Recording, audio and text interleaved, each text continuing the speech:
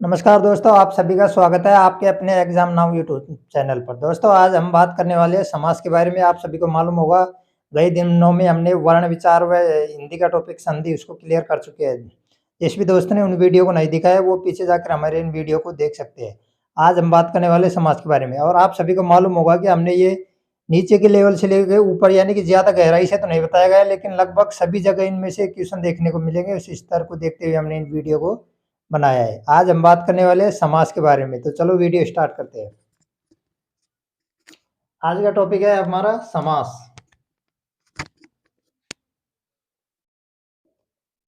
समास समास का शाब्दिक अर्थ क्या होता है? जैसे आप देखते हो, संक्षिप्त। समास का शाब्दिक अर्थ क्या है? संक्षिप्त। संक्षिप्त। इसी तरह हम देखें, जैसे समास का शाब्दिक अर्थ तो संक्षिप्त हो गया, जबकि अगर इसका विलोम शब्द भी पूछ लिया जाता है कई जगह कि समास का विलोम शब्द क्या है, तो समास का विलोम शब्द हो जाएगा व्यास, यानी कि विस्तृत रूप। तो समास में क्या जाता है, आप सभी को मालूम होगा। समास में जो विस्तृत रूप होता है उसको शॉर्टकट, यानी जो विभक्ति सहित होता है उसको हटा करके उसका छोटा रूप शामिल किया जाता है, उसे समास या सामासिक पद भी कहते हैं।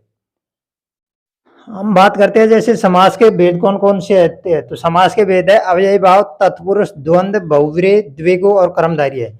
और आप सभी को बता दूं कि क्वेश्चन कई तरह से पूछ सकते हैं। जैसे कि अगर ये क्वेश्चन पूछा जाता है कि समास के कितने भेद है, तो उसमें 6 तो आपको 6 ही शामिल करने होंगे, क्योंकि 6 भाग होते हैं। जबकि क्वेश्चन ये भी पूछा जा सकता है कि मुख्यतः समाज के कितने भेद होते हैं, तो मुख्यतः समाज के 4 भेद होते हैं। वो किस आधार पे होते हैं, ये हम आपको बताने वाले हैं।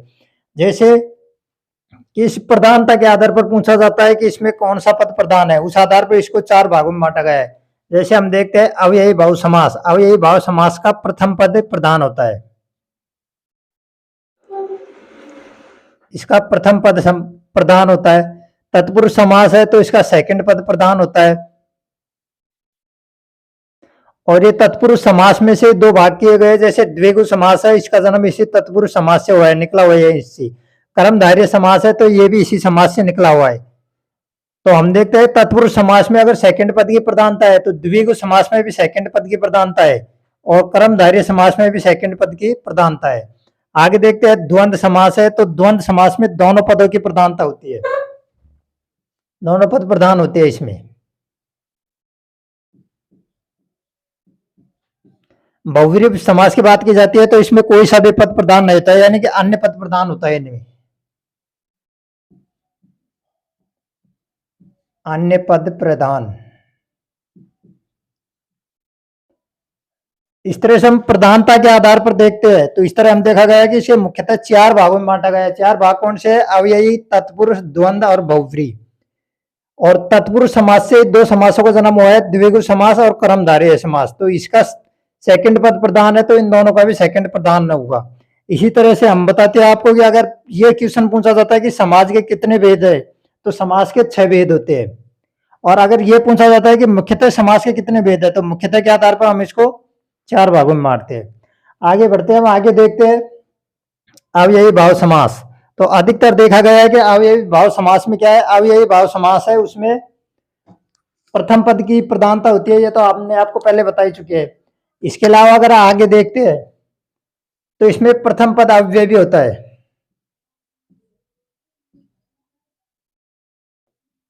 प्रथम पद अव्यय। लेकिन ये इसी में हो गया अव्यय पद पूर्व है, यानी कि अव्यय भाव समास को 2 भागों में बांटा गया है, एक तो अव्यय पद पूर्व और दूसरा नाम पद पूर्व। तो कहीं कहीं देखने को मिलता है कि इसका प्रथम पद अव्यय होता है। सेकंड जगह देखते हैं नाम पद पूर्व, यानी कि नाम पद पूर्व में क्या होता है, जैसे एक ही शब्द की पुनरावृत्ति होती है।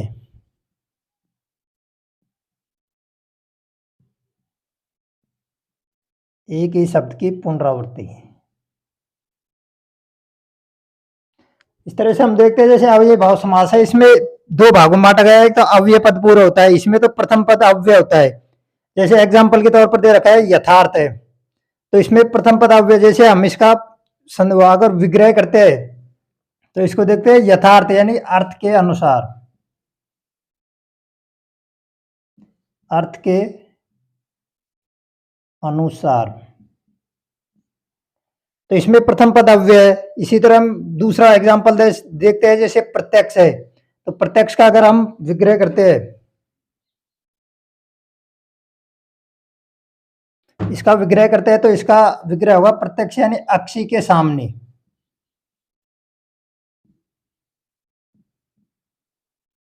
अक्षी के सामने। अक्षी आप सबको मैं बता दूं कि अक्षी भी दो प्रकार से लिखा जाता है। जैसे एक अक्षी तो ये है, दूसरा होता है अक्षी। तो इनके शब्दों में अर्थ है, जैसे देख सकते हैं अक्षी है, इसका अर्थ तो होगा अक्षी यानी आंख, यानी कि आंख के सामने, इसका अर्थ ये होगा। दूसरा अक्षी है तो इसका अर्थ होगा आंखों वाली।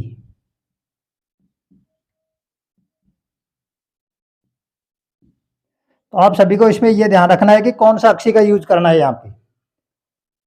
नेक्स्ट देखते हैं हम, दूसरा समास है तत्पुरुष समास। तत्पुरुष समास को हम देखते हैं तो दो भागों में बांटा गया है। एक तो है विभक्ति के आधार पर बांटा गया है इसको। दूसरी बात करते हैं तो नए तत्पुरुष यानी निषेध के रूप में इसका प्रयोग किया जाता है, उस आधार पर भी इसको देखा गया है। तो तत्पुरुष समास का प्रयोग दो जगह करते हैं। विभक्तियों के आधार पर हम बात करते हैं। विभक्तियों के आधार पर देखें तो विभक्तियों के आधार पर जैसे वो कारक होते हैं, उनमें कर्ता कारक और संबोधन कारक।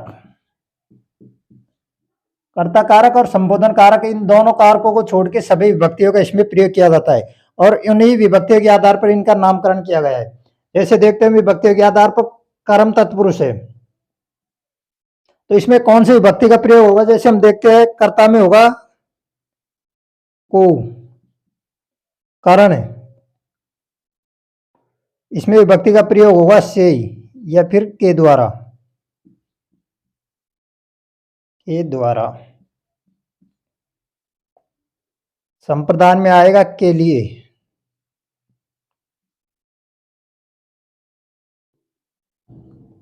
अपादान में आएगा से, संबंध में आप सभी को मालूम होगा काके की।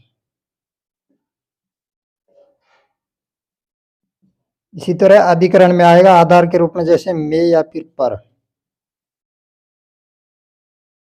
इस तरह आपने देखा होगा जिसको भी एक कारक मालूम होता है, कारक पढ़े हुए है, वो सब इसको देख सकते हैं, उनको इसमें परेशानी नहीं आने वाली है, क्योंकि कारक से संबंधित है और उनके विभक्तियों के आधार पर ये नामकरण किया गया है। हम देखते हैं कर्म तत्पुरुष, यानी कि इसमें कर्म की प्रधानता है। कर्म तत्पुरुष, इसमें विभक्ति कौन सी आएगी? को। हम इनका समास विग्रह करते हैं, जैसे चिड़ी मार। जैसे देखते हैं चिड़ी मार, तो इसका समास विग्रह होगा चिड़ियों को मारने वाला, चिड़ियों को मारने वाला। तो आप सभी को बता दूं मैं इसमें क्वेश्चन किस तरह से पूछे जाते हैं। क्वेश्चन दोनों ही तरह से पूछे जाते हैं। जैसे अगर आपको ये शब्द दे देता है चिड़ी मार है, चिड़ी मार, तो इसको हम एक तो सामासिक पद भी कहते हैं, समस्त पद भी कहते हैं। तो आपको ये भी दे सकता है कि चिड़ी मार, इसका समास विग्रह कीजिए। तो अगर विग्रह करने की बोला जाए तो अपन को ये करना है। और अगर ये दे सकता है चिड़ियों को मारने वाला, इसका सामासिक पद कौन सा होगा? सामासिक पद या समस्त पद की बात की जाए तो ये पद होगा। इसमें विभक्तियों का प्रयोग किया जाता है, जबकि जो समस्त पद होता है इसमें विभक्तियों का लोप कर दिया जाता है। आगे बात करते हैं हम, दूसरा एग्जाम्पल है शरणागत। तो इसका विग्रह होगा शरण को आया हुआ कर दो या फिर आगत, कुछ भी।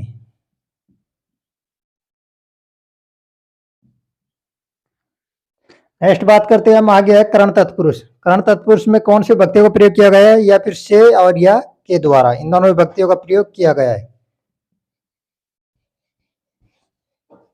आगे देखते हैं इसके एग्जाम्पल करण तत्पुरुष के, जैसे तुलसी कृत, तो इसका विग्रह होगा तुलसी के द्वारा कृत।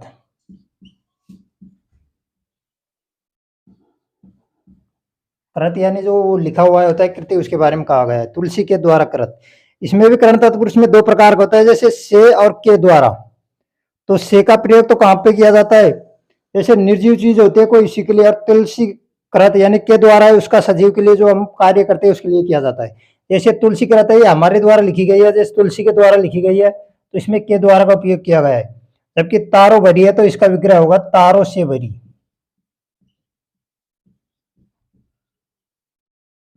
तारों से भरी। इसी तरह हम आगे चलकर देखते हैं तो कौन सा आएगा, करण के बाद में आएगा संप्रदान। संप्रदान के लिए किसका उपयोग किया जाता है, के लिए का उपयोग किया गया है, यानी रसोई घर तो रसोई के लिए घर, रसोई के लिए घर। नेक्स्ट देखते हैं मालगाड़ी, माल को ले जाने वाली गाड़ी।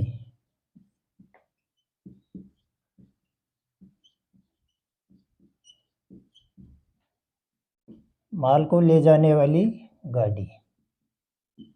और एक बात का और ध्यान रखना होगा, जिस तरह हम ये समास विग्रह करते हैं तो हम इस बात को विशेष तौर से ध्यान रखना है कि जो शब्द इसमें सामासिक पद में उपयोग हुए हैं उन्हीं शब्दों का यूज करना है हमको, जहां तक अन्य शब्द का उपयोग नहीं करना है इसमें।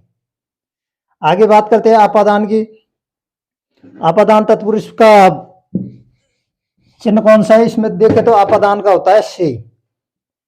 जैसे कि किसी को किसी चीज का भय है उसमें इसका उपयोग किया जाता है, दूर होने के रूप में भी इसका प्रयोग किया जाता है अपदान का। इस तरह से हम एग्जाम्पल देखते हैं, जैसे अपदान का जन्मांध, यानी कि जन्म से अंधा।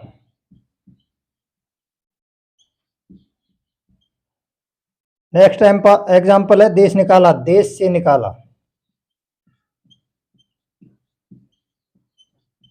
देश से निकाला। आगे बात करते हैं संबंध तत्पुरुष के संबंध में ये चिन्हों का प्रयोग किया गया है, जैसे का, के, की। एग्जाम्पल के तौर पर देखते हैं पनघट, यानी कि पानी का घाट, पानी का घाट। अगला है पानवाड़ी, पानवाड़ी का मतलब पान की वाड़ी, वाड़ी का अर्थ होता है दुकान, वाड़ी मीन्स क्या होता है, दुकान। तो इसमें पानवाड़ी का क्या होगा, समासिक विग्रह पान की वाड़ी।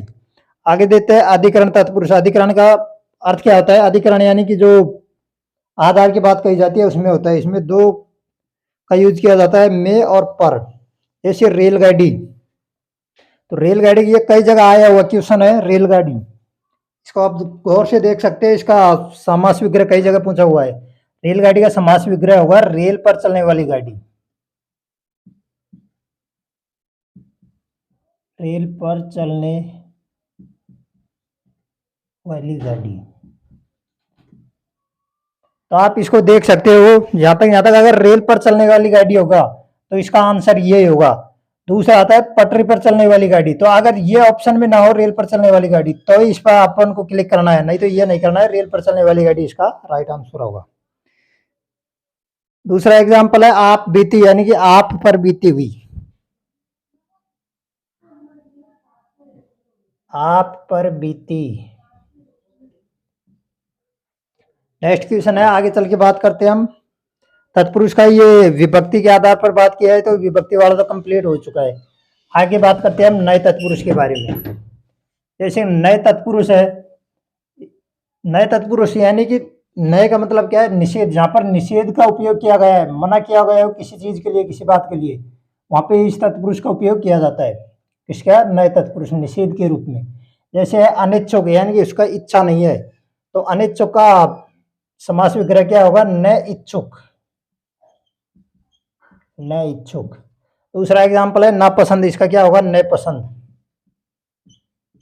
आप देख सकते हो यहाँ पर भी निषेध का उपयोग किया गया है, वहां पे इन शब्दों का प्रयोग करना है। जैसे निषेध, वहां पे नए तत्पुरुष का उपयोग होगा। आगे बात करते हैं द्विगु समास की। तो द्विगु समास के बारे में आप सभी को मालूम होगा, इसका प्रथम पद संख्यावाची होता है अधिकतर। तो प्रथम पद संख्यावाची।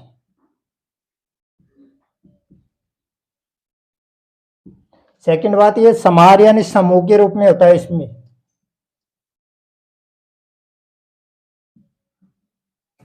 समूह के रूप में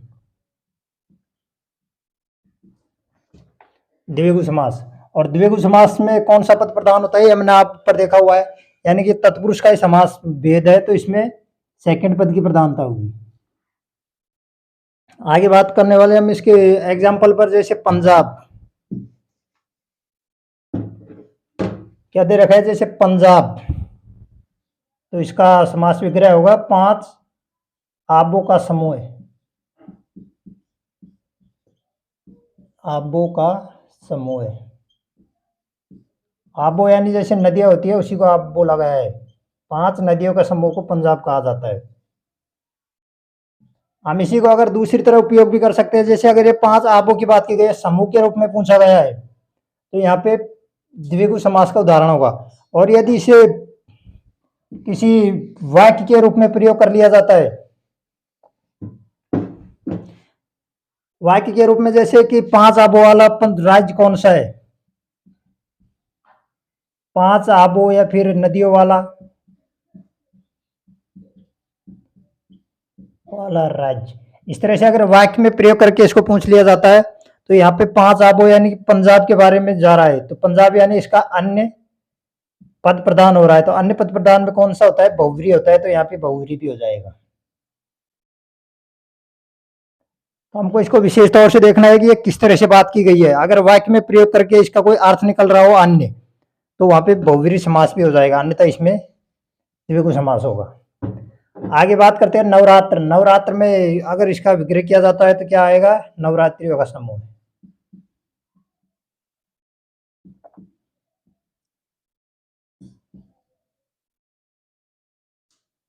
नवरात्रियों का समूह है। आगे बात करते हैं हम कर्मधारय समास की। कर्मधारय समास में क्या है, इसके बारे में किसी की विशेषता बताई जाती है, तो उसमें कर्मधारय समास होता है। जैसे इसमें विशेषण, विशेष, उपमान और उपमेय, इन शब्दों का भी उपयोग किया जाता है।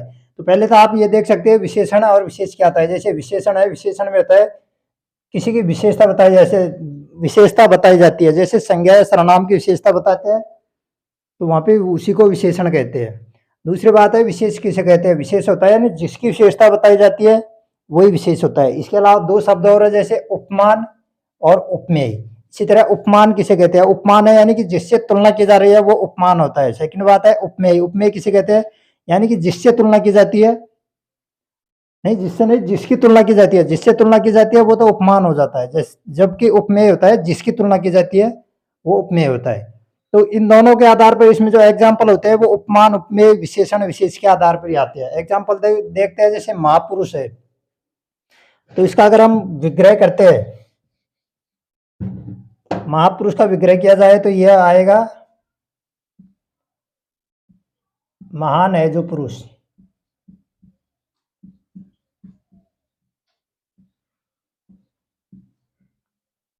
महान है जो पुरुष,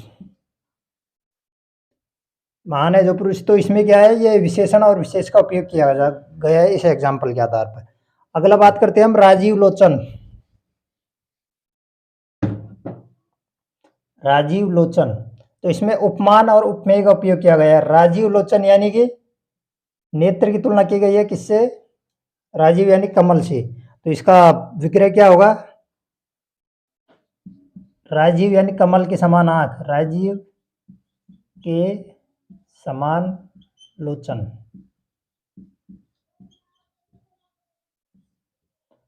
अगला है बहुसागर, तो इसका समास विग्रह क्या होगा, बहुरूपी सागर। बहुरूपी सागर। अब आपने देखा होगा यहाँ पर भी उपमान उपमेय है, यहाँ पे ही उपमान उपमेय है, फिर भी एक के समान और रूपी शब्द का उपयोग कैसे किया गया है। तो आप सभी को मालूम होगा यहाँ पर तो उपमान पहले आ रहा है जबकि उपमेय बाद में है, और यहाँ पर उपमेय पहले आ रहा है और उपमान बाद में। इस तरह इसी वजह से इनमें ये डिफरेंस देखने को मिला है। आगे देखते हैं, हम बात करते हैं कर्मधारय समास हो चुका है, आगे है द्वंद्व समास। द्वंद्व समास में आप सभी को हम पहले बता चुके हैं कि दोनों पदों की प्रधानता होती है। यहाँ पे दोनों ही पद प्रधान होता है, ना कि किसी एक। प्रधानता के आधार पर इसमें दोनों पद प्रधान होते हैं। आगे देखते हैं द्वंद्व समास, यानी कि इसमें 3 भेद किए गए, इसको 3 भागों में बांटा गया है। एक होता है इतरेतर द्वंद्व, दूसरा होता है विकल्पात्मक द्वंद्व, तीसरा है समाहार द्वंद्व। इनमें अगर बात की जाए तो समास विग्रह करते समय इतरेतर द्वंद्व है, इसमें बीच में और शब्द का उपयोग होता है। जैसे एग्जाम्पल है कृष्ण अर्जुन, तो इसका विग्रह होगा कृष्ण और अर्जुन। कृष्ण और अर्जुन। आगे बात की जाती है विकल्पात्मक द्वंद्व। विकल्पात्मक द्वंद्व इनमें हम विक्रय करते हैं तो इसमें या शब्द का उपयोग होता है बीच में, जैसे धर्माधर्म यानी कि धर्म और अधर्म।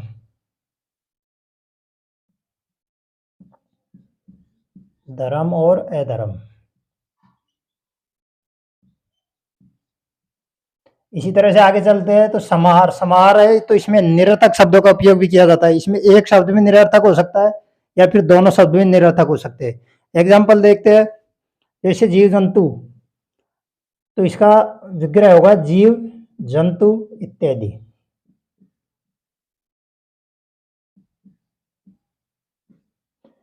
बात करते हैं आमने सामने, तो इसमें आप देखता है आमने कोई शब्द न होता है तो ये निरर्थक शब्द है,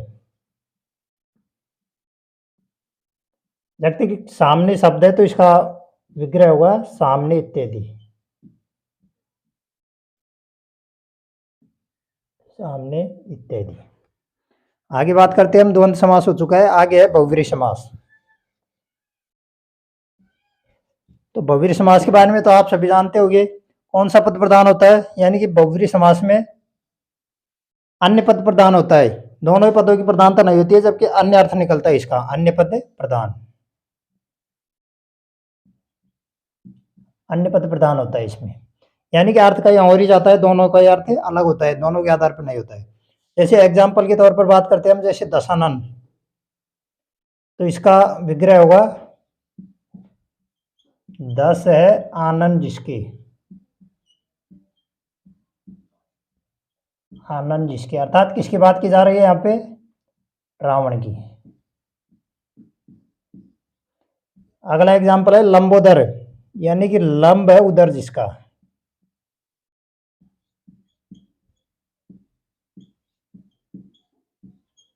लंब है उदर जिसका, किसकी बात की जा रही है, गणेश जी की।